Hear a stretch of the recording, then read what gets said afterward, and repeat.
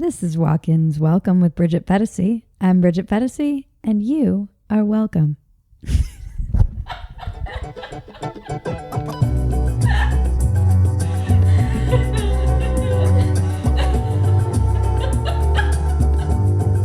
You know the drill.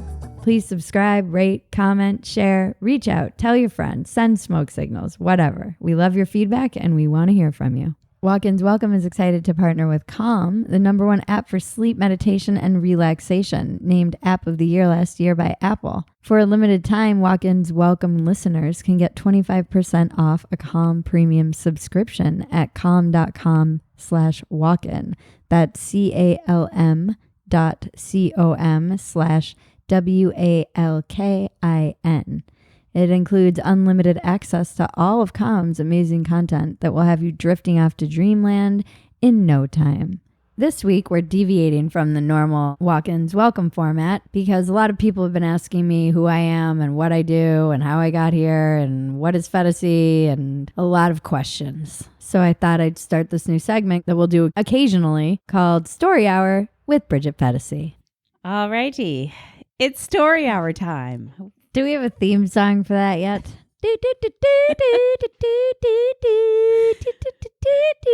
It's Story Hour with Bridget PHETASY. Oh, that you just did it. You took care of it. Check. And her cousin Maggie. Okay, we decided on waitressing as the topic of this conversation. Yes, we had multiple requests for waitressing stories. Seeing as how Maggie and I both have spent lots of time waiting tables. Yeah, but they're not interested in my stories. My stories They are mundane. are so, Maggie. They want to know about you. You're just hiding from the world. And the world wants to know, who is this cousin Maggie? What is her story? The world will have to wait. Someone said to me the other day, don't sell your story, your life story until you're ready. Don't tell your life story in a book. And I was like, how do you think I've got this far? Just by telling all my stories. I'm exhausted. I've been up since 4 a.m. writing satire. It is now 3 p.m. just to give some people. Yeah, some I reference. suddenly feel like. Should we do this another day? No, we can do it. I'm in it. I'll just be a little loopy. Well, loopy Bridget is the funniest Bridget. Or I'll fall asleep like Jeff Garland did in our podcast. Okay. So you started working in restaurants when you were, 14, 15? Yeah, I think it must have been around there. It was one summer when I went to visit my dad right after my parents got divorced. So I was 12 when they separated, 13 when they got divorced, and probably 14. So yeah, probably like 8th grade. Mm-hmm. And I have a bad memory. I mean, I know. Well, I'll try and help you find the truth. It's just it's like my inability to remember the plots of books or movies or even our podcasts or anything. So my first job was when I was 10 and I didn't wait tables. I folded clothes and did light household chores for this family that lived across the street, and they had horses. Huh. And this was in Connecticut. My brother, the next one down, he worked with the horses. And then the fourth one of us down, she started working with horses and she loves them. And she was really little. Yeah, she must have been because I was If you were little. 10, she was 6, Yeah, 7? around there. And I had to fold clothes. The reason I remember this job so vividly is because I had to make them tuna fish every week. And they had these 2 ugly greyhounds.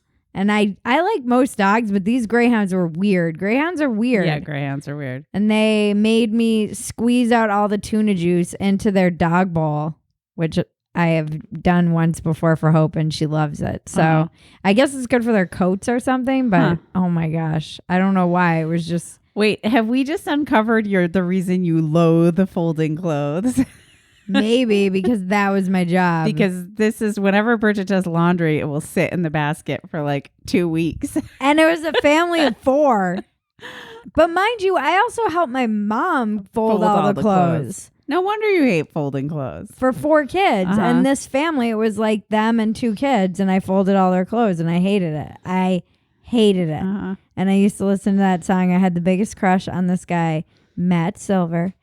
And I would listen on my Walkman to She Drives Me Crazy. Ooh, ooh. Over and over and over again while I folded clothes. Wow. I remember that. And think about Matt Silver. Why did he come? Oh, okay. I would imagine driving him crazy. Okay. Thank you for the context. That's why I would imagine that. And that started really early too. That deep enjoyment of torturing men. You've always been boy crazy. Boy crazy, but the like, I don't feel alive unless I'm I'm tormenting someone. Specifically a man. Well, yeah, definitely. I think that's why I know I'm not bi. I've never really gotten off on tormenting women. I like being with women, but I don't like tormenting them and driving emotionally them crazy. The way you do, man.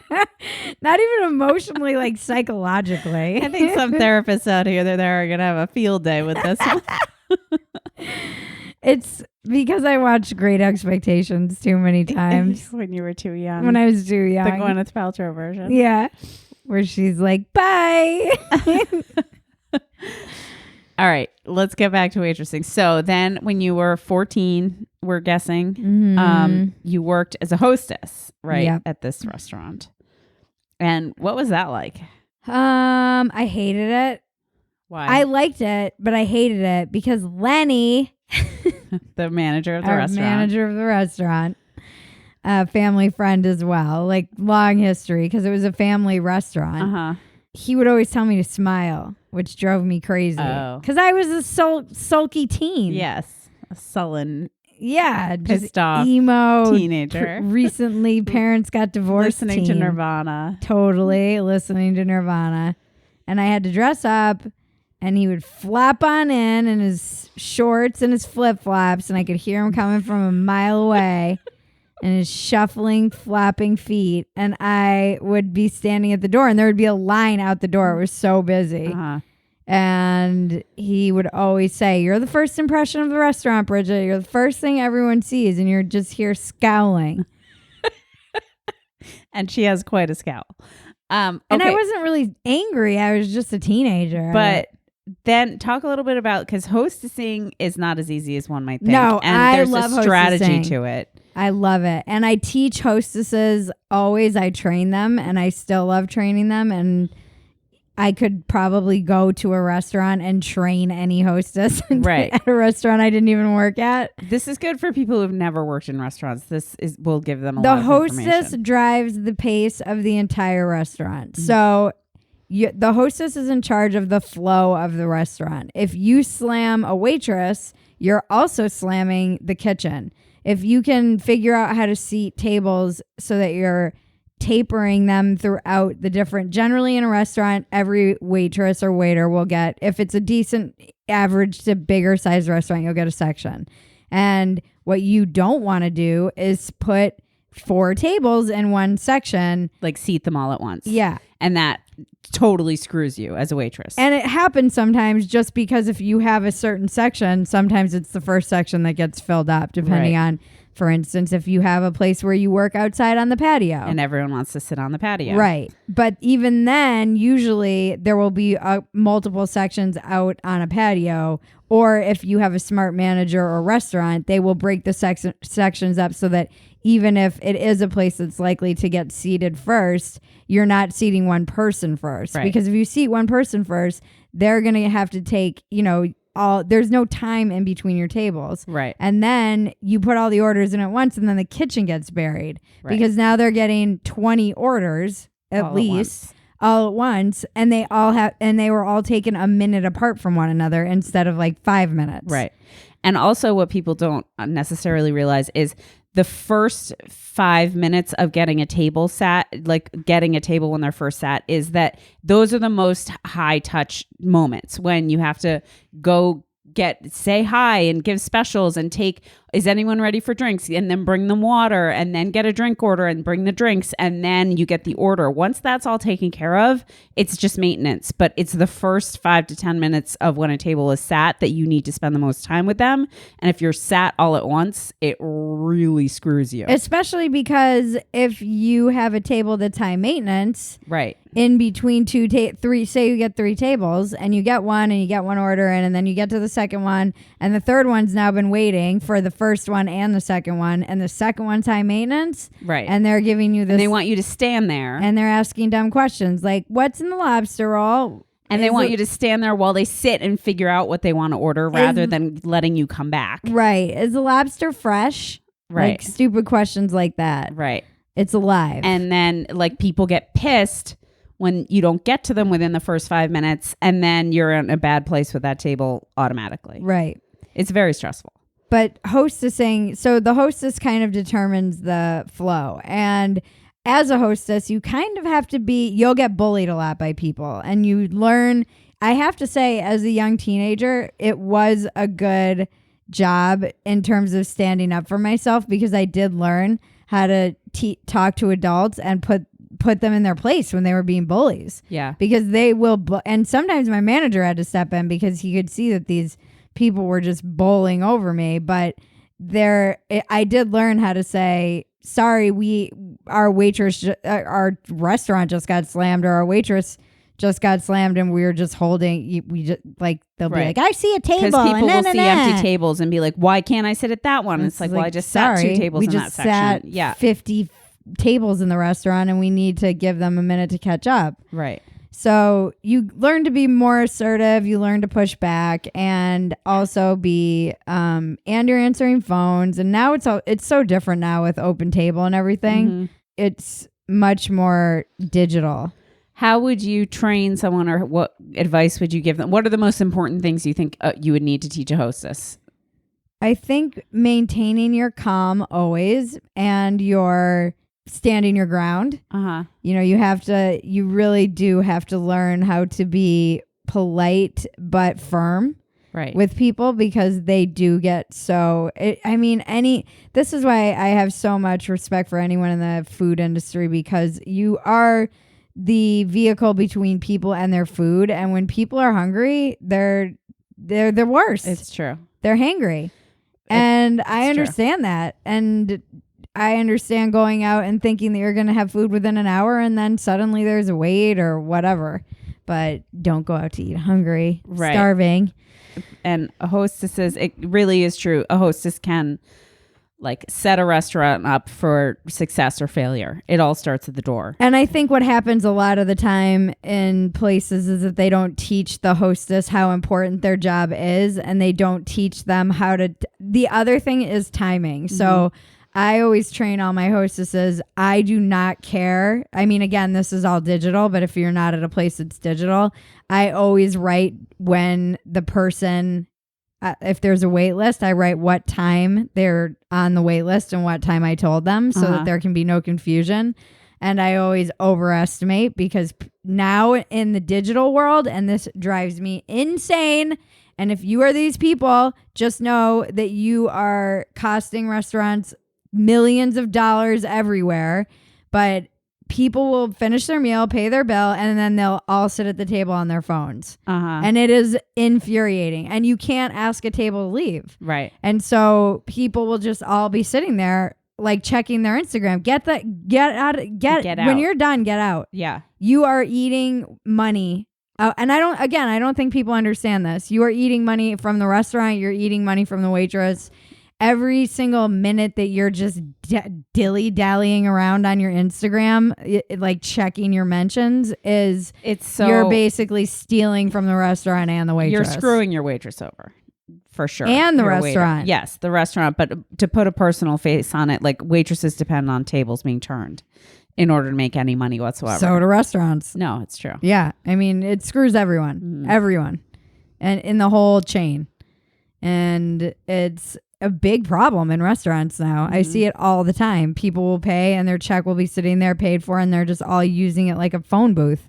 I'm like, get out of here. I think that you should be able to tell a table to leave. And After now you paid your bill. everyone's a secret shopper thanks to Yelp, which is just so annoying. Oh, the secret shoppers. Okay, we'll get there. Now we live in a world where everyone's a secret. Yeah, but the thing what I've come to learn is that at least secret shoppers were trained. So secret shoppers, for those of you who don't know this, we lived in fear of them in the restaurant industry.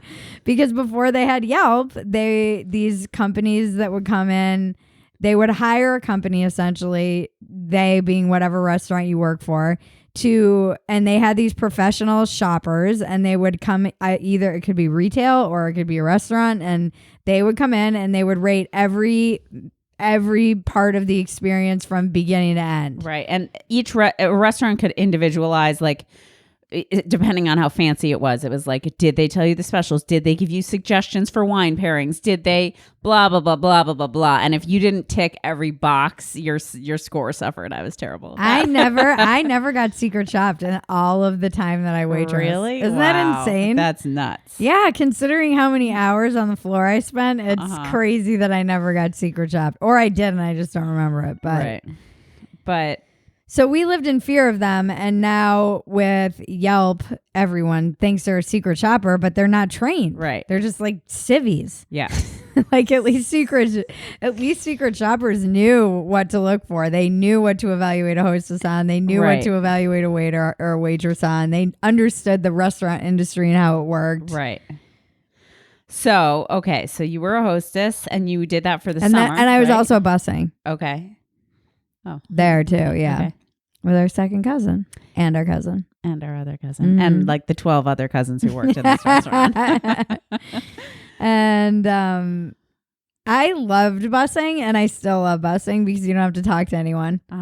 And you can just, there's always something to do. You can just keep moving. So I liked busing a lot, and you could make good money and not have to engage with any kind of person, right? Other than like filling water, other than the waiters or the waitresses who are like, go get me 5 waters for table 6. And then the irate people who'd be like, where's our food? And I'd be like, I'll get your waiter for you. Yeah, I liked busing, and then I went back to, so I was there for a couple summers, and then I went back to Minnesota and got a job busing at this restaurant that was on a lake, and a little lake. This is the Little Lake restaurant. I worked at a big lake restaurant too. Oh, later. Yeah. Okay. So how old were you at this point? Like 15. Okay. Yeah. And because I didn't even have my license yet. And then I had to get a ride, but I was a busser. And this was before apparently Latinos were in Minnesota. I don't know, because I was a little white girl and I was doing jobs that you will never see a little white girl doing in a restaurant anymore, ever. Wow. Like what? Like I had to take out every garbage in the place. No, you never see that. Every single one. This was a restaurant that had a fine dining room, a bar upstairs. It had a lounge in the bar upstairs. So there was the fine dining room, and then there was a bar that separated the fine dining room and the lounge. And the Vikings always used to come in on Sunday after their games. And downstairs, there was a whole downstairs bar and a whole downstairs restaurant. And I had to take out every garbage in the whole place. That's nuts. Yeah. And I got glass in my eye once. Because I had to take out all the bottles from the freaking bars. Yeah, that's not something that's really done anymore. I made a fortune in this place, though, because I was the only busser. And I was the one taking the whole restaurant? Well, yeah. And I would take out all the garbages at the end of the night. And everyone felt so bad for me. And of course, you're like probably running around living the life.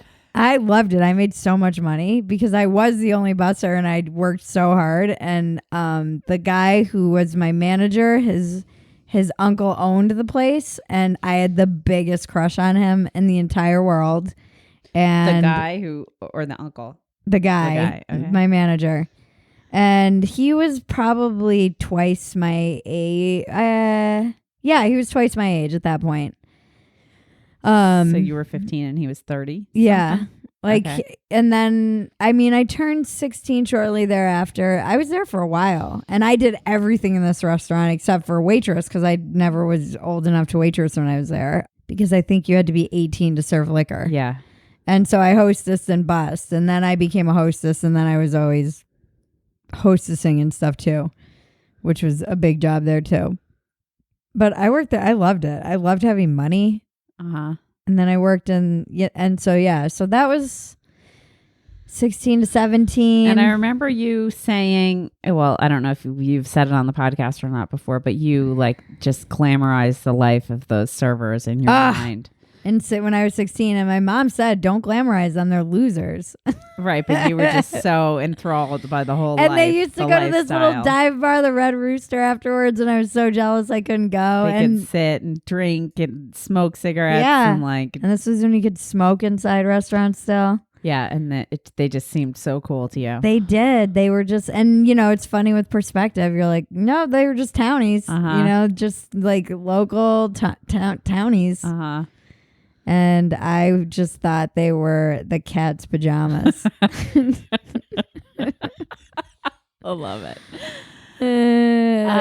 Okay, so then I again spent another summer in the same place, I believe. In our hometown. In our hometown. Yep. I think. Yeah, I think you went back there for a few years. It's a kind of a blur that was the year that I think I was living in, like, I think there was a year that South Park. No, was that the summer? It's such a blur. All these years are such a blur. Well, then, because then when you were 17, 18, your senior year, you stayed in Rhode Island. Right. And that's when you and I started hanging out a lot. I was a sophomore in high school and you were a senior. Right. So in between, right. Maybe it wasn't until the end of my freshman year then that I started working. Yeah. 8th grade's a little young. I feel like I was, though. But I can see it. So you spent multiple years there. Okay. So then you were working. But I don't know if we went back that summer, because that was the first summer that they were divorced. I think we only went back for 2 weeks. I don't think we went back for the whole summer. I don't think you had the place for us. So I do think it actually was after my freshman year, and then after my sophomore year, I went back, and then after my junior year, that was a crazy summer. That was like the summer of insanity. Was that when you had an apartment with our other cousin, or was that later? No, that was after my senior year. Okay. And then the following summer, I never came back east because I was in rehab. That's right. But yeah, that summer, that was after my senior year. I had an apartment with our cousin. Right. That was also a crazy summer too. Anyway, getting back to, so you were doing the hostess busser thing in the summers, but then you moved to the Big Lake restaurant, right? When you were 19? 18, 19? Oh, that was the summer of my senior year. I didn't come back east. Okay. I came back east for 2. That was before. Yeah, that's where I was working. I was working at Lord Fletcher's. It's this huge restaurant on Lake Minnetonka where all the boats dock, and it's like it's even an even bigger version of the place that I was working before. So was that the first time you ever actually waitressed? Were you old enough at that point? Yeah, that's when I was waitressing. I wasn't old enough to waitress, but they let me waitress because I had been working in restaurants for so long at that point. They were like, put her on the floor. I was 17. And I was about to be 18 that fall. So that was in between I think I worked there for a year. If you were 17, it would have been after your junior year. This is all a blur. But I was drugged and raped. This is all revolving around that. The summer before I went to rehab, which was it was right before I went to college. Right. But so you must have started working there after you left Rhode Island. You must have gone back, right? Because you were in Rhode Island for that like fall and early winter. It's a really big blur. So I was at that restaurant beforehand. Yeah, that's what I thought. The summer before. That's what because I thought. Either way, timeline, it doesn't particularly matter too much. I was at the Little Lake one, I think. Because then I had to like run away That's part of it. Then I had to run away and like not go back home because Why did you have to run away? You can't just drop that and be like, but moving on, this is story hour. You have to tell the story. Well, because I lost my virginity to my manager. And I was underage and he was not. He was 40. He was 32. And I was worried that Wait, was this the same guy you had the crush on? Yeah. I spent 2 or 3 years trying to seduce chasing him. Mm-hmm. Yeah. I finally wore him down. But it was still Little Lolita. before you turned 18. Yeah. Uh-huh. I mean, I think it was like, I was 17 when I lost my virginity. Uh-huh. Which is pretty old, actually, for me. Uh-huh. I think it's because I knew once those floodgates were open, there would be problems. So then you had to run away, quote unquote. Why? Well, I had to leave Minnesota. Why? Were you like publicly shamed in the streets? What happened? I was just worried that he would end up going to jail if I went back. Oh, It's okay. part of the reason that I stayed in Rhode Island. I've never told anyone that. Uh-huh. Okay, so that was your junior year. Would have happened. Okay. So it was sometime in my it was totally my junior year because I was doing great in my grades, and then also things were going a little bananas at my house that year. Like in my household, it was insane. Uh-huh. One of the more insane years of all of the years, which is saying a lot. And shit just came off. I just stopped caring. Right. That was the year I stopped caring. And then that was also the year that I just wrote about on Patreon that I missed a third of my which is a great story. My junior year of high school. Because I think this is the most brilliant thing you ever could have done in your life. So I moved. So just to take you through the timeline of my high school, we'll just go through that. I had moved a lot. I went to 3 8th grades and then 2 freshmen, and then and then we moved to the suburbs from the city where I was my freshman year, and started at a new school from scratch my sophomore year. But at that point I had been to so many schools, I kind of knew the drill. So whenever my mom would write me a note, I would rewrite the note in your own handwriting. Like trying to make it look like my mom's handwriting, but it's enough that it was my own handwriting. Right. Which is so brilliant upon brilliant to do right off the bat at a new school. I think they changed another rule based on me too, is that it had to come in a sealed envelope because after my shenanigans. So because normally you just like fold a piece of paper and give it to the kid, and it's like, here, Bridget was absent because she had her teeth cleaned or whatever. So I rewrote them, and then they would call because I was new, and they would make sure that the note came from my mom. My mom, having written the note that day, was like, yeah, that's my handwriting. And then after a while, they stopped calling. And this was at every school. They would do this. They'd call like the first 3 notes, and then they would not call anymore because they'd recognize or could compare the handwriting. And so then... So she was smart enough not to skip until this had all been established. Well, yeah, no, I had to first lay the groundwork. But you were also like a perfect straight A student at this point, too. So the craziness is that you were planning this while you were still like on the straight and narrow. You just wanted to have the option, I guess. I did. I just wanted the option. And this was when I had just gotten my license, my sophomore year. And I loved skipping school and driving downtown to Minneapolis and going to like uptown and hanging out in coffee shops. And then you could skip occasionally without it affecting you at all. And then at some point I lost my virginity, and then I started skipping school to go have sex. Yeah, there's a reason you waited so long. You knew this would happen. I just remember we would like have these afternoons where we wouldn't do any. I would just skip like 1 or 2 periods for lunch and then go back, and that was fun. And also a blur. I don't really remember all that much. I was smoking so much weed back then too. My grades started suffering, obviously. I missed a lot of school. Little did I know, I wasn't keeping track of how much school I was missing, which was my first fatal mistake. I should have been. And then it triggered a letter automatically when I missed a certain number of absences that I wasn't allowed to miss any school without a doctor's note. And so one day I was in school and I heard the principal call me down to they called me down to the office, and I was like, oh shit. I kind of knew that I was coming. busted. Yeah. Cause I had really been pushing it. I mean, I was writing, it got to the point where I wasn't missing a period. I would walk up to school with my friend who skipped with me all the time, and I would be like, nah. And it was like for a whole day. It wasn't, I would walk up and be like, yeah, no, I'm not feeling it. And then write myself a note. So I was getting a little loose with the absences. Way too loose. Then they called my mom in, and then I got down to the office and saw her, and there was, I'm not kidding, like a stack of notes in front of her, and she was like, not mine, not mine, not mine. None of them were hers, and there were dozens of them. Multiple dozens.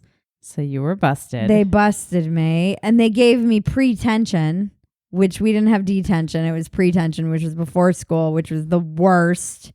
And luckily, my drug dealer friend got busted for something around the same time. And so he had a lot of pretensions, and he would pick me up and we would do mushrooms on the way to pretension. And then, but you had to go to pretension every single day for the rest of the school year. Which was, this was like March. It was nightmare, like 3 months. And I ended up having to go to pretension. And you'd be like shrooming. Awesome. That was great though. Or we'd just be so baked. And then he got out after, I think he only had to do like 2 weeks, and I still had to go. And it was so boring and I hated it. And then lo and behold, came along some food drive, and they said, adorably, because who has pretension for the rest of the year, they didn't suspend me, which they could have, and they probably should have looking back, but because my grades were still decent, right, and I don't know, they just decided not to. So then they figured pretension was actually a worse, I think I actually wanted to be suspended too. I was like, please God, no. But they realized pretension was a worse punishment. And I ended up, this food drive you could do for like every 10 canned goods that you brought in, you would get 1 pretension off. And now, mind you, I had tons of money because I was waitressing or bussing tables or whatever I was doing at that point. We can't remember. I think I was waitressing at that point. And yeah, you'd lost your virginity, so you were waitressing. No, I guess I was hostessing and bussing still, but mostly hostessing at this point. Your manager fucked a busser. I think I was hostessing at this point. Yeah. So I could dress up. And I took a pay cut seductive. so I could look hot. Yeah, that's This is all really revealing. Okay, so keep going. I didn't want to do that grunt work anymore. Yeah. Jeez Louise. After I got the glass in my eye, I was like, okay, I'm done with this. Fair enough. I had like a red cut on my eyeball, and I looked all gnarly, and it took forever to heal. And then I bought maybe only like $40. I don't think it was that much, but I bought my way out of pretension basically. So you bought enough canned goods or food for every pretension I had for every left. pretension you had left. And then some. And then I went in and I was like, boom, I'm out, bitches. Maybe I didn't say bitches, but I did say I'm out. And they were like mad, and they couldn't really do anything about it. And they felt, they cheated. Yeah, they felt like it wasn't fair, but there was no rules against it. And they failed to note down that you could not use this loophole to escape. How they didn't see that coming I don't know. After I figured out the first loophole in the system. So then they changed the rule after that, right? Yeah. They stopped. You couldn't buy your way out of pretension. Or you can only buy your way out of like 5 or 3 or something. All right. So let's get back to waitressing because we still have a lot of ground to cover. So you worked at that restaurant and you were waitress. So do you remember kind of your first waitressing experience? No. Not the first time, but just kind of like that first summer? Or Nope. No, it was a smooth transition from busser I to do waitress. not remember anything. From that whole time that was like the insanity was ramping up on all fronts. Right. I don't remember much. I was drinking a lot and partying a lot, and I was smoking tons of weed. And I'd started doing harder drugs here and there. I'd begun. Well, then you came and lived in Rhode Island. You were going to do your senior year in Rhode Island because your brother was living there. Yeah. And you two lived in this little house away together. To live with my dad, on our which is grandparents' living property. by yourself. Yeah. And so I lived with my brother and my dad, and I put that in quotes only because my dad was it was just me and my brother. Right. And that's when you and I was going to, I was a day student at a boarding school at this point. And then I started that's what I'm getting to. And then our aunt and uncle there have been some scandalous relationships in my time. Our aunt and uncle worked at this boarding school that I attended, and it was like he was like the director of athletics or something, and she was his wife, and so they lived in an apartment on campus and like moderated this dorm. Like they'd have to check in like the students. This place was like a freaking movie. Like, and it's from the 90s. And you and I would hang out, and we would hang out at you like were living in their apartment too half the time. Mm-hmm. And I was really close with my aunt. She was like a mom to me in many ways. And we would hang out a lot, and that's really when we got close after the years of our childhood being separated through various means. We'll tell that story too. I don't know if we ever told that story, but separated because by our cousin. Gee, I wonder why your parents wouldn't want you to hang out with me. Yeah. Recounting these, you're like, I was basically doing hard drugs at this point. And sleeping with my managers. I mean, Jesus. So then I was a wild you child. Started dating one of the teachers who worked at this school. Love is love, Maggie. So, and these teachers are like, they're fresh out of college. I think he was like 23. Yeah. He was young. And you were 18. Which you was had turned 18 at that point. More age appropriate for me at that point, too. Right. I'll never, ever forget when I came to visit you. I was at your house and we were hanging out at your house, and you had been sick, and I came to see you, and you walked in the door with like some grocery bags. Because he was bringing you food because you were sick. And he was like, bear. Oh, he brought me a teddy. Hi, Maggie. Like, I was a student, and he would have probably gotten in a lot of trouble for this relationship, even though you were 18 and even though I was as old as some of his you were students. Not attending the school. It was not an appropriate relationship. And he was like, I just came to see your dad, Bridget. And your dad walked in, and he knew about it, and he was like, oh, hey, like they had the most awkward conversation ever and left. Yeah, and I was like, thanks for the groceries and the teddy bear. I had that. My parents were concerned that we were spending so much time. I wonder why at that point. I had that teddy bear for a long time. All right, so then you went back to Minnesota though halfway through the year. Yep. That was a disaster. They're one of the writing prompts all these writing prompts that I'm behind on, I realized I'm behind on them because they trigger like the worst memories ever. Of your life? Yeah. Like the one about my childhood shoes. I'm like, do we really have to tell that story again? When my dad spanked me for swearing, and it's the reason. You didn't talk to him for like 2 years. It was more the torture of making me walk up 3 flights of stairs where I was staring at my little snorkel shoes. All right. So then you went back to Minnesota, and then you went to... Yeah, that's one of my biggest regrets. So, one of the writing prompts is about regrets, and this is one of my regrets. Is you left? That I left. I went back to Minnesota. I shouldn't have. I broke up with the love of my life. Shouldn't have done that, although whatever. Thank God you escaped that fate. 5 children right now if I hadn't. And have a nursery home, like nurse or whatever. Be a nursery, like run your own homeschool nursery. I'd have my own daycare. And I'd be just, You'd have killed yourself at this point. I don't know. Who knows? But that would have been my fate. And I also didn't go to UNH, and I should have. I should have gone to a school that was in the East Coast, and I went to freaking stupid St. Thomas University in Minnesota, and I should have got the F out of Minnesota because I always hated it there, and that was my true downfall. Right. Everything really downward spiraled. And we cover a lot of this in one of the other story hours, the addiction one, but that was when you were drugged and raped at working at that restaurant, right? By one of the customers. Yeah.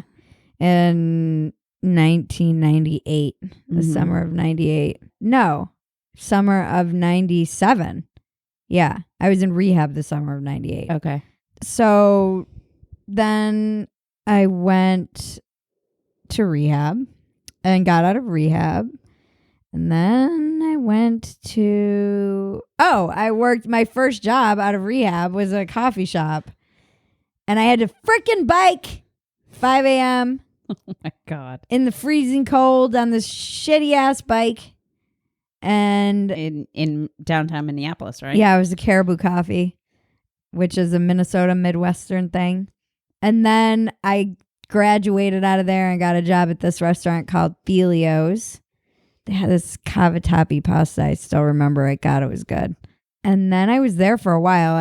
I think I was waitressing there too.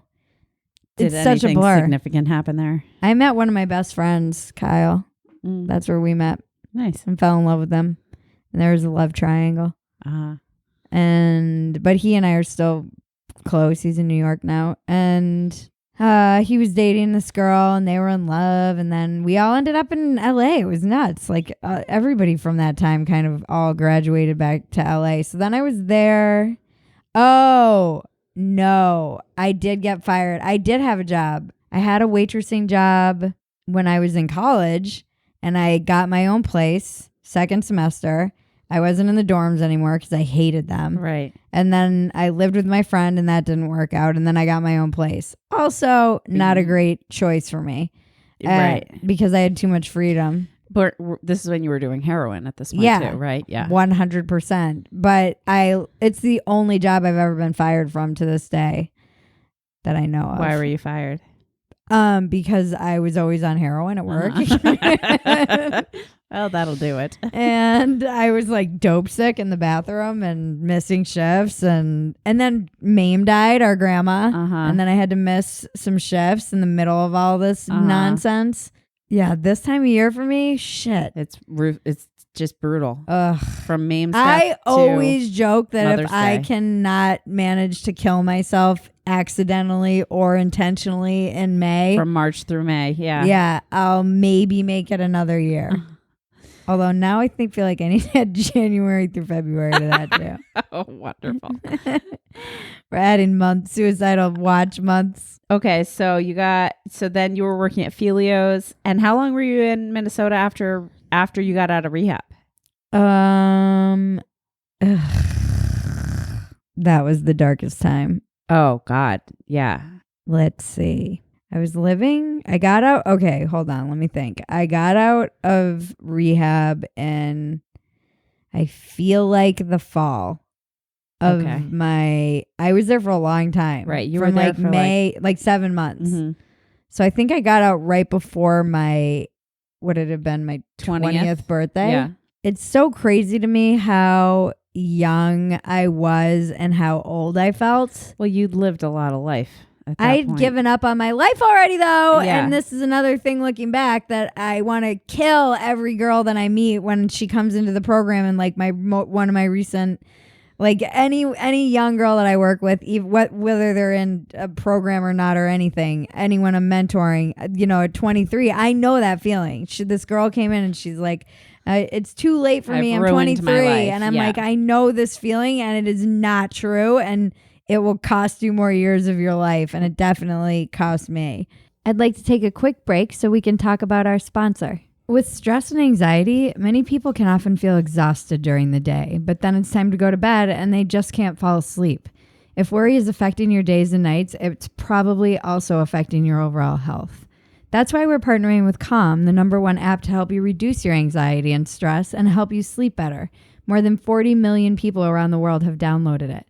If you head to calm.com/walkin, you'll get 25% off a Calm premium subscription, which includes guided meditations on issues like anxiety, stress, and focus, including a brand new meditation each day, Daily Calm, my favorite. There are also sleep stories, which are bedtime stories for adults designed to help you relax. And they even have soothing music and more. My favorites are the body scans. It's a way to just relax your whole body, and it takes you through, it's a guided meditation that takes you through your whole body. I also love just sometimes their nature sounds are really helpful to me. The sound of rain, the sound of just the woods, especially being in a city, it just puts me in that frame of mind of being somewhere peaceful and calm. And I know that feeling of having that restless mind and not being able to sleep at night, and the breathing exercises, just being able to focus on your breath, they instantly calm me down as well and put me in that space that calms my nervous system so that I can get a good night's rest and just be a little bit less stressed about life. I really, really can't say enough about this meditation app. It has changed my life and the sleep stuff. So right now, Walk-In's Welcome listeners get 25% off a Calm premium subscription at calm.com/walkin. That's calm.com/walkin, WALKIN. Get unlimited access to all of Calm's content today at calm.com/walk-in. But I did try to start rebuilding, and I felt like I was on a really good path. And then I got out, and then I was living in this house in uptown Minneapolis, and it's a part of like the urban part. There's downtown and uptown with a bunch of junkies, and then everybody relapsed, and then it's like all such a blur. I don't know if it was the summer. I don't know. At some point, I just up and left and moved to LA. No, I guess it was, when did I go see my mom in the psych ward? It was Mother's Day. That's right. A year later. A year after you had checked into rehab on Mother's Day.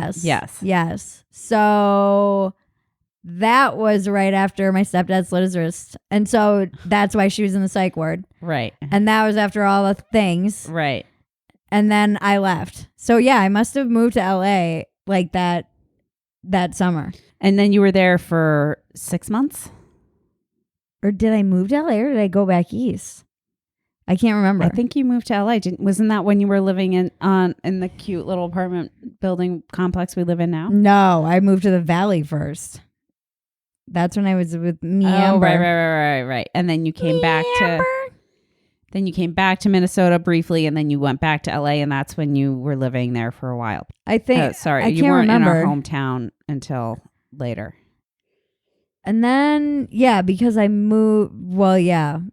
Then.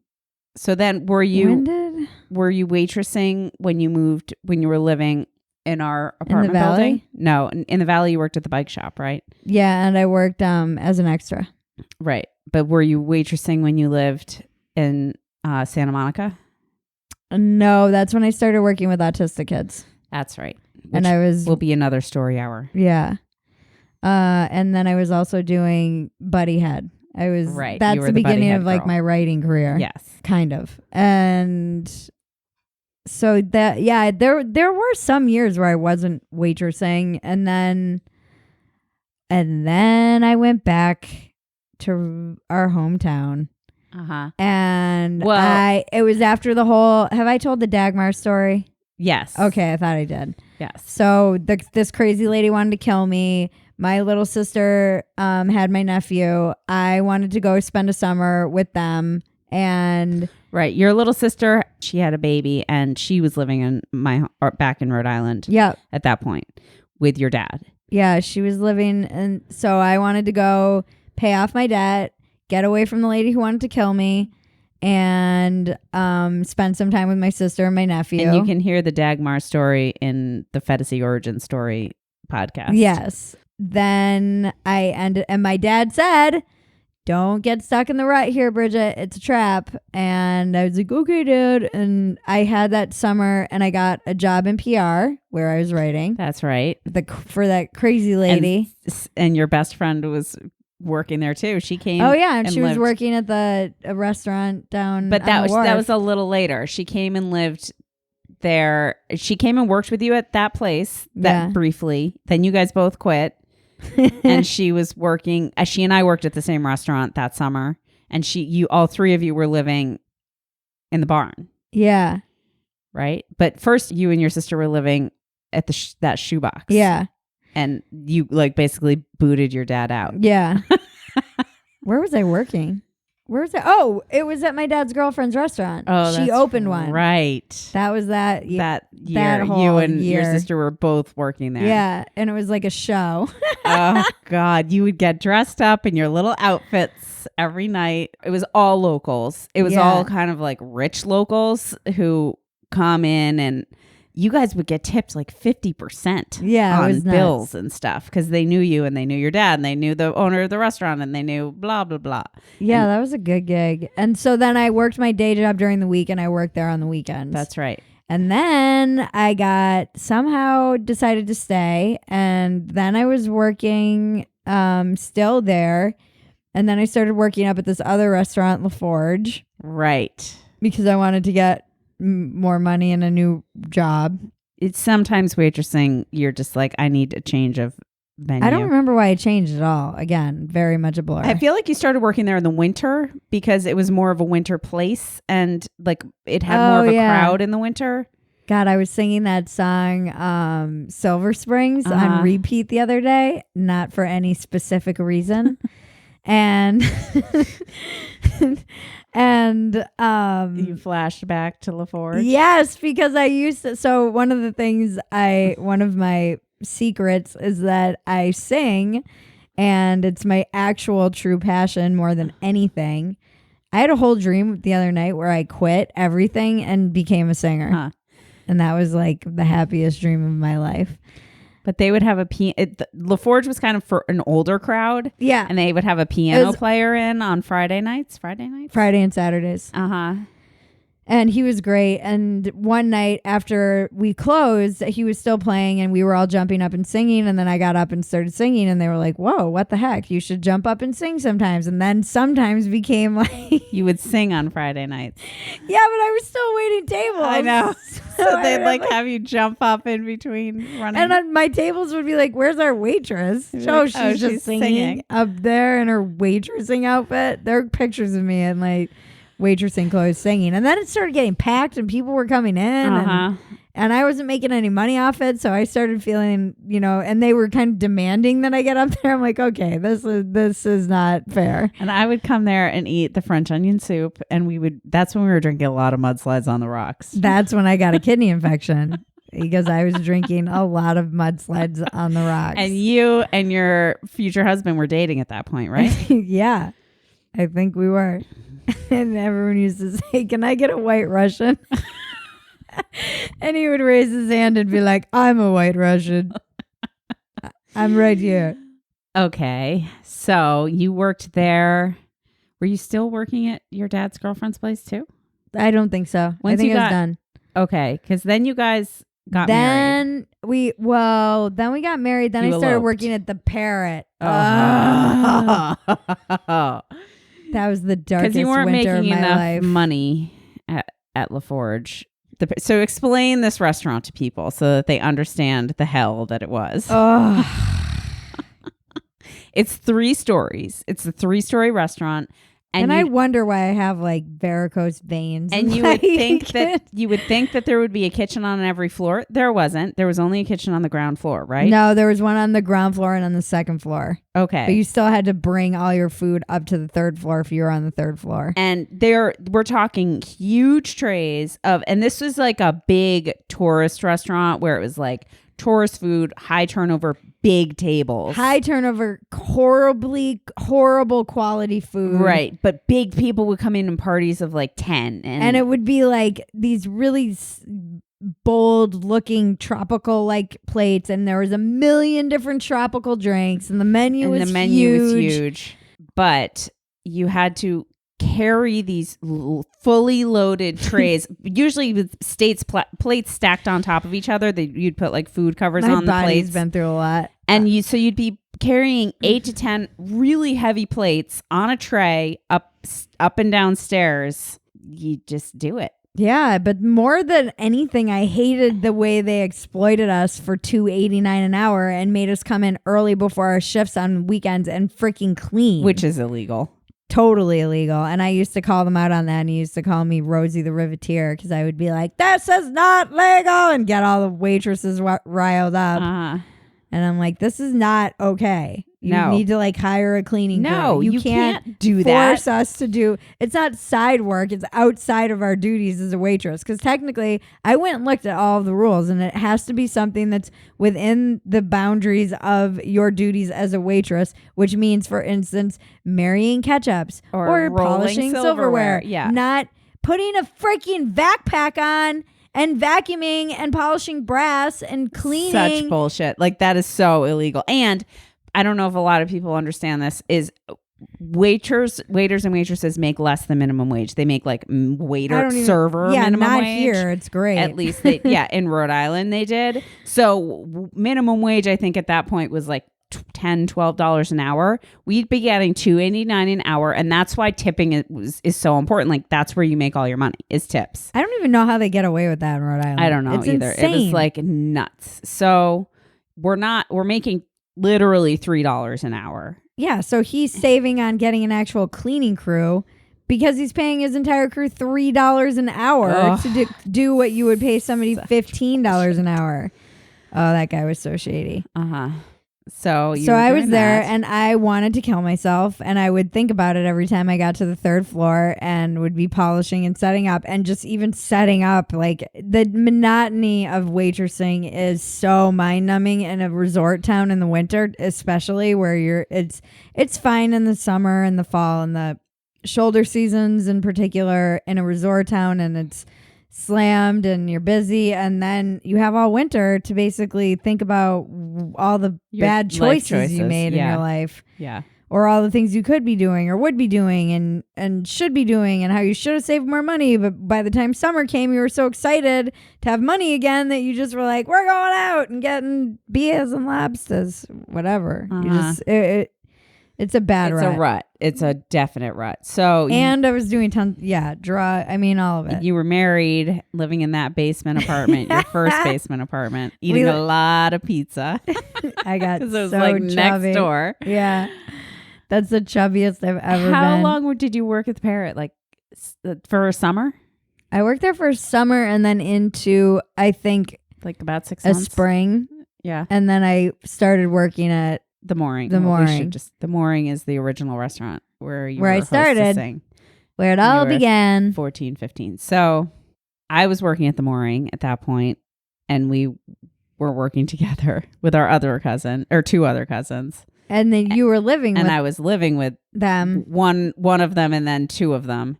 And then I moved in. And I was doing... I started working at The Mooring when I got separated. Oh, okay. So you were married for... Well, okay, no, because you and your husband moved to that other basement apartment. Mm-hmm. And that's when you started writing for a living, too. You started writing the column. Yeah, that's when I was at LaForge. That was your first ever paying job. Oh, wait, or was I at The Mooring? Where the heck was I? I don't know. I feel like you were at... The Mooring? The Mooring at that point. Maybe I was still married. You were still married because I think you just stayed working there while you were separated and you moved in with me. Mm-hmm. I feel like I was at The Mooring when I saw the job thing. So maybe I was working there while I was married. You were working there because remember you'd get flack for it. So Bridget started writing this column because we'd go into work together and your customers who were locals would want to talk to you about it and people would be talking to you about it. I remember this. I do remember everyone giving me crap. They'd say, your poor husband. Because I wrote one about how Valentine's Day was like a nightmare or something. And you know what's funny is the first letter to the editor that I ever got was from a visiting member of AA. And someone was like, I'm concerned about the amount of time you've mentioned drinking. They're like, why not? Articles. No, they said I was doing a dry drunk in public. And I was like, there's nothing dry about this drunk that I'm doing in public, for the record. Because I wrote some piece about how there was nothing to do in the winter in our hometown. Right. And so you made up a list of things you could do. Yeah. One of them being squirrel chasing. I was feisty back then. Let's just. Oh, back then? Like it's all gone away in the meantime? Yes, said the girl who wrote a satirical piece about Instagram influencers today. Okay, so we were all working together. I was living That was with a fun two summer. of my cousins. That was the best summer ever. And then two of my cousins, like one of them got pregnant. Oh, I was still with my husband. And one of them moved to San Francisco. Because I used to punch the dashboard because I had a crush on that guy we were working with. And I was having such a hard time. And That's he and I were having a hard time. He was hot. Yeah. But then, because by the time you moved in, our two cousins had moved out. And I was living with two other girls who I would waitressed with. Or one of them. I would have to write down. I have to look at a timeline because this again, it starts to get really blurry. This was definitely, we were living and working at the Mooring. I was there for this. So I remember I was going to school. I was finishing night school, college. And I was married. And you were married. Oh, okay. Then you and your husband separated. You came and lived with me for the rest of the summer. And then you went on the PHETASY tour, the PHETASY road tour. Oh, yeah. Which you can hear about in the PHETASY origin story hour. God, so many hours of waitressing. So then what happened? Then you got back Then from I was all tour. over the freaking place. Then you got back from tour. And then I moved in with you. The next job I had after that was in Park City. Yeah. You lived with me. Then I finished school, moved to Park City. And you came and stayed with me and was waitressing in Park City. And you worked 2 or 3 different restaurants, right? And you were working at that bar, the Sidecar. Mm-hmm. You worked at Harrio's. VIP. And VIP. And I worked at Surefoot. And you worked at Surefoot. This was quite a time. Let me tell you, that winter in Park City, there are some pictures and some stories that are pretty amazing. That summer when we were all working at the Mooring was so fun. It really was. That's when we went and saw Harry Connick Jr. That was when I rented the beach house. The beach house. And we had that party. Yeah. Uh-huh. Because I was homeless. Uh-huh. I was homeless for most of that summer, I think. Well, after you lived with me, you stayed with me for a while, but then you just started beach cottage hopping. I knew it was the end of the era. Well, still, I ended up having to go bankrupt, and those were all parts of the reasons. Yeah. I was just an idiot. Yeah. So we're back in Park City. And then I worked all the time. I was working nonstop and partying. And during Sundance, you somehow managed to be working at the two kind of more popular bars, and you were working VIP at Harrio's, which is a huge everyone wants. I met everybody. In. You met a ton of people, and Dave Matthews grabbed my butt. Nice. It was the greatest moment of my life. And then you moved to LA, and I stayed in Park City for a little longer. Yep, and then I worked at El Guapo. This sports bar in It's now the Hollywood? Parlor. Yeah, it's not. It doesn't exist anymore. Yeah, gee, I wonder why. There was more blow moving through that place than there was food and drinks. Yeah. Oh, it was in the middle of Melrose, the shittiest Hollywood crowd. It was so, and I was I was basically one of the senior bartenders, and I had been there 60 days. The turnover was so high. We would have waitresses for 2 weeks and turn it over. And I was bartending. At least you were bartending. But I hated it. I actually preferred waitressing there because I hated being trapped behind the bar. Oh, but we would do all the UFC fights, and it was the gnarliest crowd, and I hated them all. This is why I hate UFC. It has nothing to do with the sport. It has to do with the freaking crowds that I waited on in that stupid bar and how cheap and gross they were. But I still would make a lot of money because it was so busy, but it was just so loud. Sports bars are so loud. I would come home and my ears would just be ringing from all the televisions on. Uh-huh. I mean, this is the kind of place it was. I got the job. They called me in to train me. 2 waitresses didn't show up, and so I was just on the floor my first day of training. You're I don't need to be trained. I'm fine. Yeah, it was fine. And then I was there for a while, and then I quit, and then I just burned out, and I was again got into a lot of old habits like drugs and too much drinking, and one morning I woke up and I didn't remember how I got home, and I quit, and then I vowed never to wait tables again. Well, you were just like, I'm never going back there, and you didn't. But I also vowed to like get out of the industry. Mm-hmm. I was like, I have to get out of this rut. I'd been in the rut for like a long time at that point. It had been since I was 21 and I was like 28. Mm-hmm. So for 7 years, I had pretty much just been. I think you were older than that. I was I 28 when I moved out. Maybe 29. So you were 29, 30. I don't think so. Maybe though. I was 27 when I moved to Utah, and I was there for a year. God, maybe. Yeah, it was I call them the dark years for a reason. Mm-hmm. I don't remember them. Mm-hmm. Dark as in blacked out. But I mean, I was married 5 years, so there's 5 years of that. Waitressing will. There are times when I was doing it where just be like, I'd need to take a break and like find something else, because it will make you hate people. Oh, I want to start. You just fucking start loathing people in general and every word that comes out of their mouths. Yeah. Because you can't stand how awful they are. I just want to do a stand-up routine that's like 99% of waitressing is basically just trying not to be racist or to like stereotype people. Just stereotyping anyone in general. You're just like, all right, don't give them the benefit of the doubt, and then you're like, damn it! And you're like, oh, way to uphold the stereotypes, people. Like, please don't be high maintenance table of white ladies. Please don't be with a small dog and a purse. Yeah. Yep. Every time. Then what'd you do after that? After El Guapo. So then I was like hustling, freelance. Right, that's right. You were a yoga instructor. You were all those things. Yeah, working with autistic kids again. I started teaching theater to kids. Mm-hmm. I mean, I did anything. I cleaned up my act. There was cleaned up my act and that no hard drugs. Mm-hmm. And started working with kids. And then I got then that led to that led down its whole path where I was doing private yoga and working for like some of these huge studio heads and going to like all these big wigs houses, and then I started working with kids with special needs, but some of them just were like high maintenance kids that needed some support, and then that led me to the school, and then that started coming in conflict with PHETASY because and I was going to Comic-Con, and then people would hire me to like be a booth girl or whatever. Right. And PHETASY was live at this point, and you were writing on it all the time and like posting pictures, and that's around when I started doing comedy. I mean, it was around this time. You shot that music video that you were in, that you encouraged that guy to to become a comedian, and he did. Then later he encouraged you Tony to. Baker. Yeah, he's so the best. That was right after the master cleanse that we did. Maggie and I were so poor.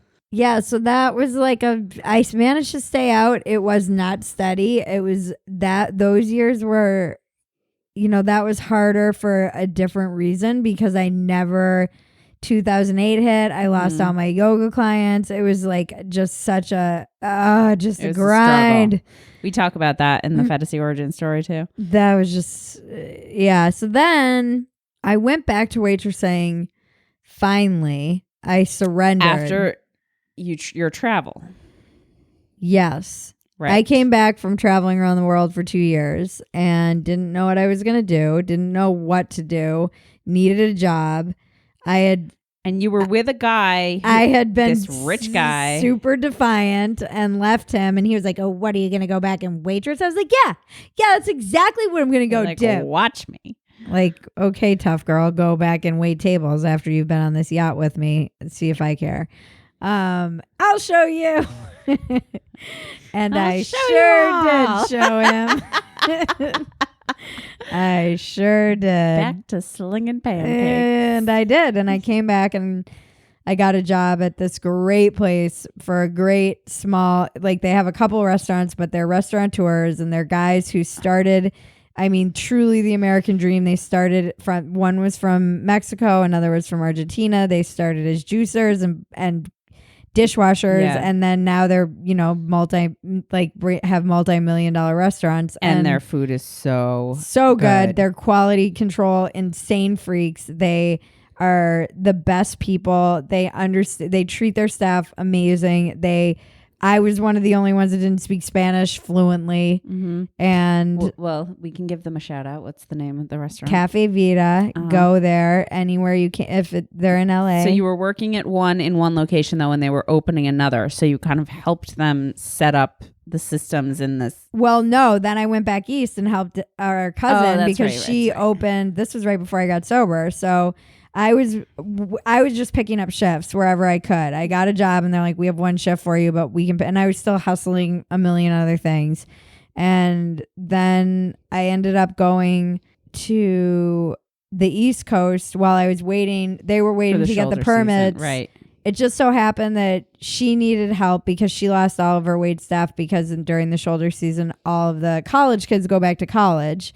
And she being my cousin, September and October are still busy on the East Coast because it's boat show, etc. And so I went back and helped and fell into all my old habits that I fall into in my hometown, and it was a horrible disaster. And I pissed everybody off. She talks about this in the addiction story hour. Yep. And then I came back here just in time for the other one to open, the other Cafe Vita in Culver City. Mm-hmm. And I helped them open it. I got sober. I became, like, as they say, a worker among workers, but it was the best job to have in early sobriety because it was not really alcohol driven. It was like a breakfast place and brunch and whatnot. And this is why I hate brunch. And I ended up being there for years and helping them open that place and helping them. I ended up managing it because they didn't have a manager. And for a while, there were in between managers. And I ended up organizing the whole system. And and then the company that created the system wanted me to go work for them because they said I had a knack for organizing the programming, the service, because I'm a waitress, so I know how to do that. You know how it all works. What's the most? And the one that they had at the old Cafe Vita, because it's a restaurant that's 10 years old and it's been through multiple managers, it was like it had so many people who had gone through. It was just so disorganized. Yeah. But the staff was so old that if you changed that, it would have messed them up. So you just had to leave it. But for anyone new, it was like nonsensical, which is the joys of mom and pop owned businesses. Right. Family operated and owned. Yeah, I was there for a while and I loved it. And then they got this manager and I had been writing and I was just kind of done. And I was at the point where my writing was making enough, barely. But you were enough. selling. You were actually being paid to write again. I had a steady writing job, which is like gold in the industry. Right. That was when I had my steady monthly column, and I had that for a year, and that was enough really it was barely enough. I was at my means. And then I should have probably stayed waitressing, but they got this new manager and he and I just didn't see eye to eye. And then one day he told me I was being a bully or something to him. I don't remember. I basically laughed in his face and I just kind of never went back. He ended up getting fired because I told him he was a nutcase, but he said something ridiculous. It was some kind of like, are you some sort of snowflake? Yeah, situation. Some snowflake language. Like you've like hurt my feelings. It was something so stupid that a manager should never say, a male manager to a female. And then I laughed at him, and then he got all butthurt, and I couldn't stop laughing, and then I never went back. And that was okay. So then that was your last waitressing job, technically. Kind of. And so then I got a job at this restaurant that was a diner up the street. This was after a year or two of not a year and a half or something of not waitressing at all. I came back from a farm and I had savings and money, but I panicked because I just didn't have any writing work. But I had some and just wasn't sure. It was uncertain. Yeah, it wasn't the steady gig anymore. So Patreon had started going off. Right. At that point, it was the beginnings. But still, you were freaked out, so you wanted to fall back on waitressing. And then I was like, "What am I fucking doing?" you trained like once or twice. No, like 4 or 5 times. Oh, you did? Yeah. But you never worked a shift. You never showed up for a shift. You were like, all right, I'm not going to do this. I just felt like, it was one of those moments in my life where I asked myself, what am I doing? Because I had made the connections, and I had the connections on Twitter. And at this point, I had been writing for Playboy for years. And I had not only connections, but a byline. And I was moving into the kind of center space. So I had started writing for other outlets about other topics like politics and culture. And I just basically realized that for me to try and to take 8 hours and to make maybe $150 when I could easily make $150 or even $100, pitching something, topical. 2 hours to write a column. And even if it took more, even if it took 8 hours, it would be better for me to take that 8 hours and make that money and hustle and build myself up there. And that was the right decision. That was definitely the right decision. I was like, I am wasting my time doing this. Well, and you just didn't want to operate out of a place of fear. I think you had that moment of panic of being like, I need to have something Keep steady. Making money. Yeah. But and I didn't know that I could trust my writing, but now I do. Mm-hmm.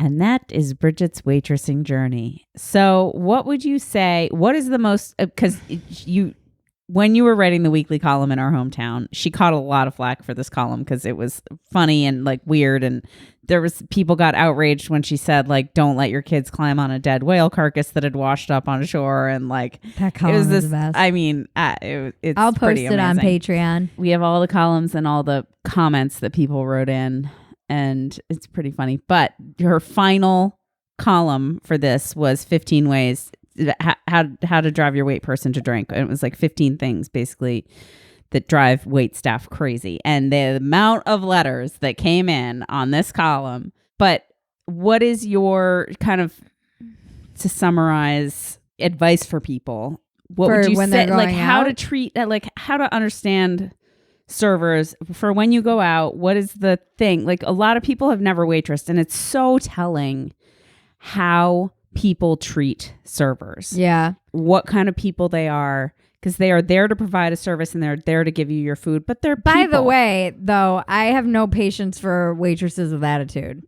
Yeah. Because I've been in that position too. And so I can't stand it when my waitress or waiter, it's like, okay, I understand you're having a hard day. I know what it's like to be you.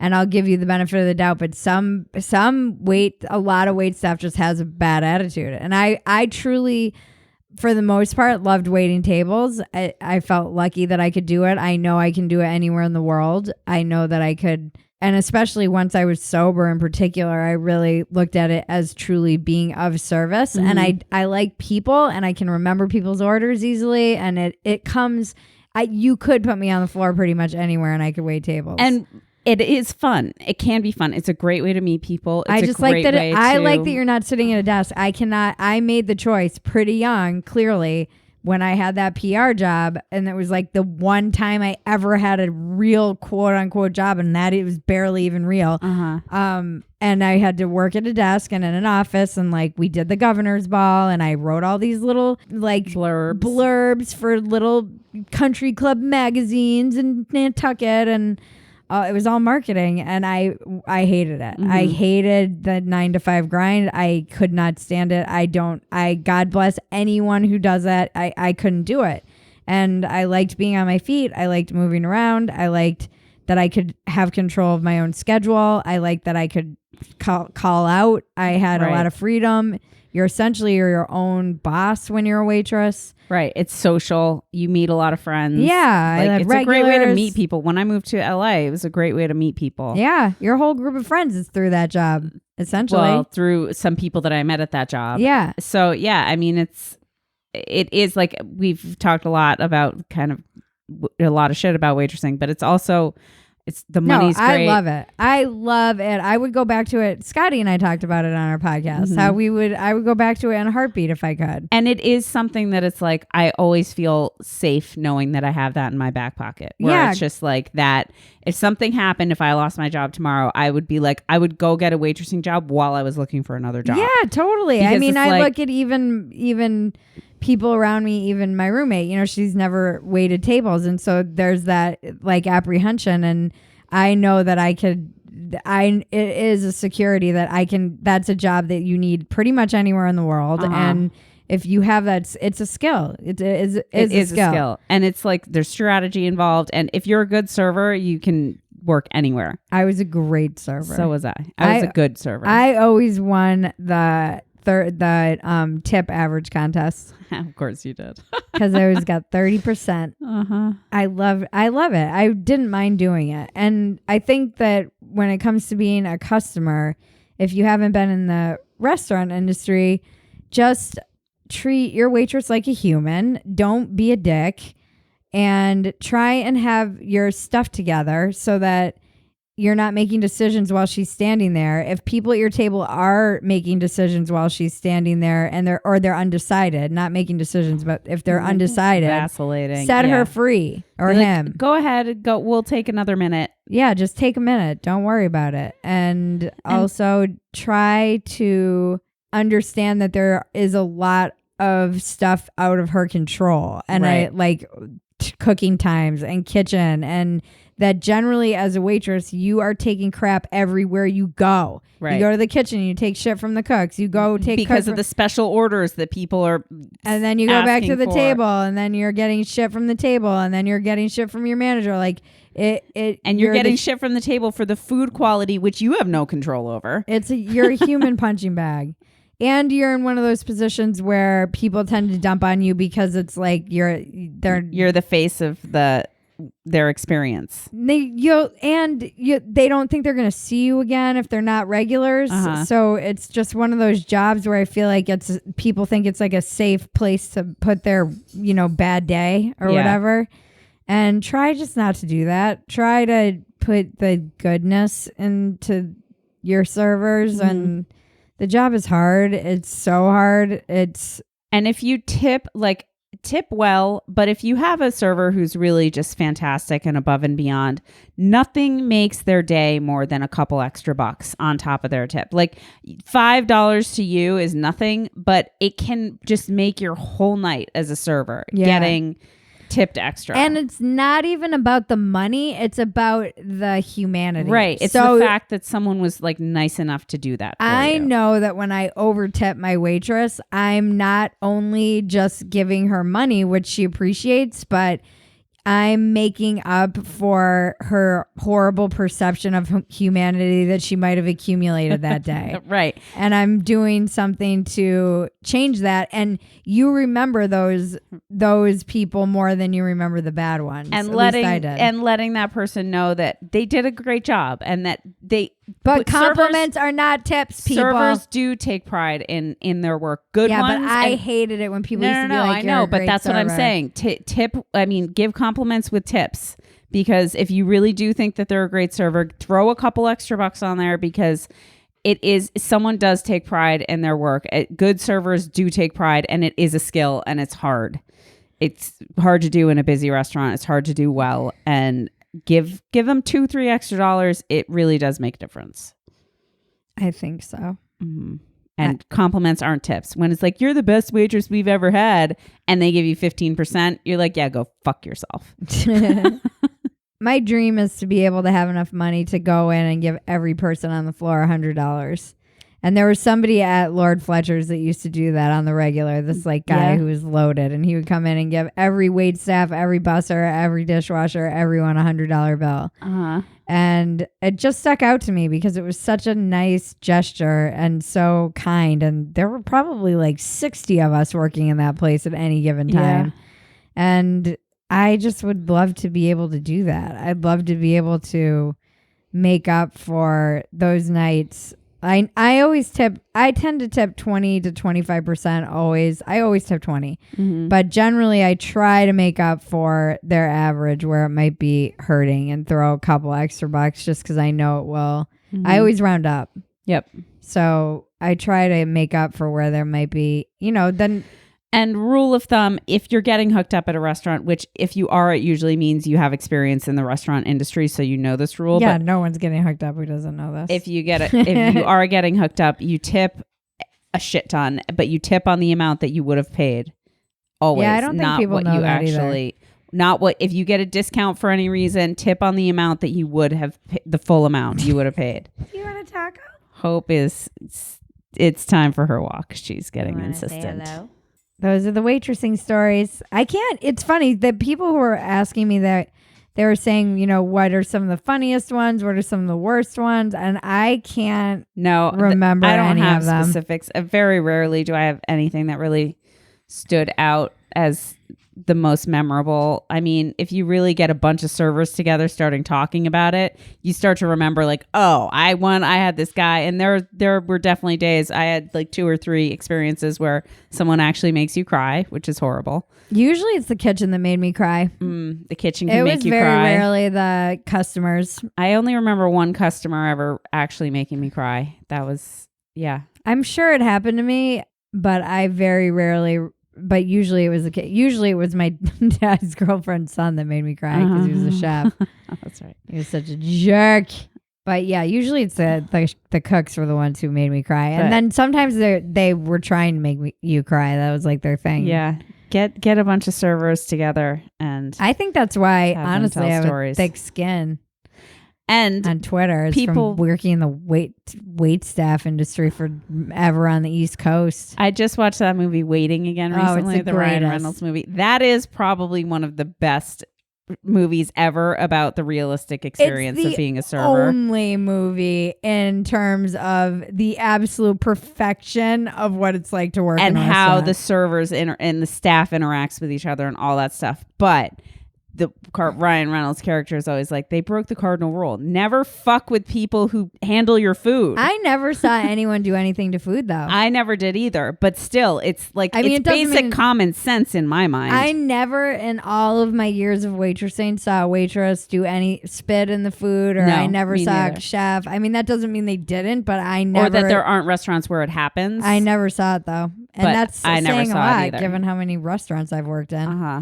Yeah. I never saw it, but it's still like, it's a good rule of thumb to go by. Just don't fuck with people who serve your food. Yeah. I never saw it, though. But that movie, if you really want a slice of what it's like to be in a kitchen, there's no better movie than Waiting. Yeah. They nailed it.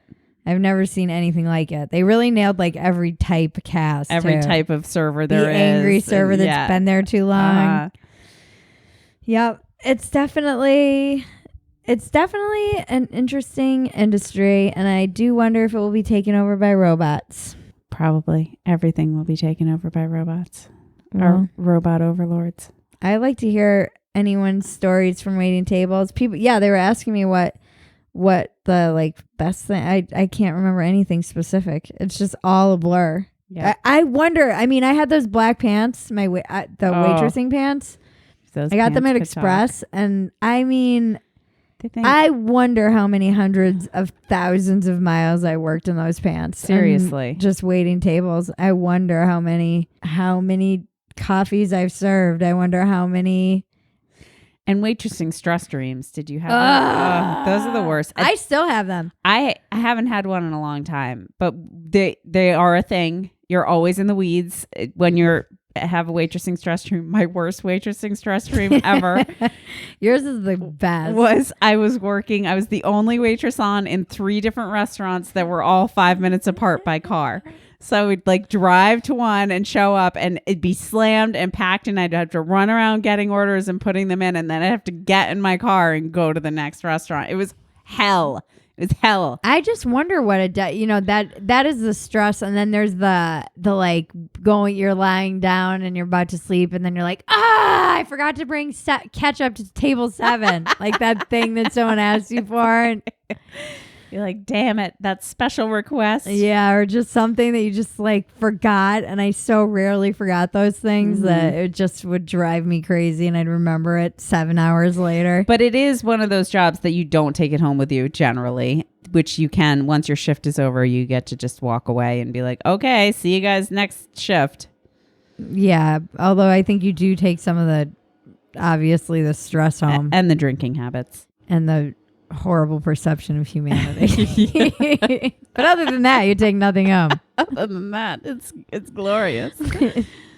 So on that note, I want to hear your waitressing or waiting table or bartending stories or service industry or really anything where you're dealing with people, because I hear stories from people in retail and they're just as nightmarish.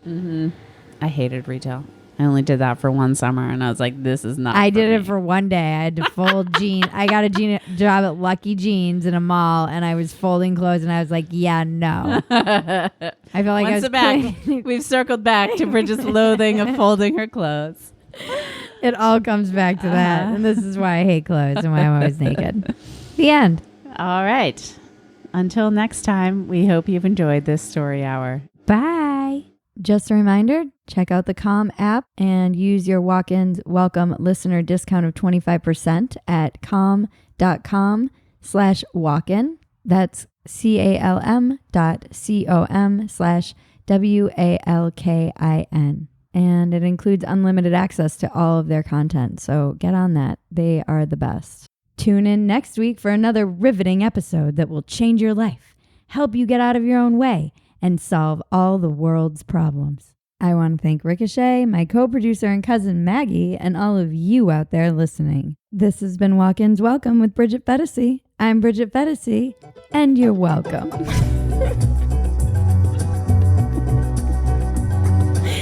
It's the dumbest line.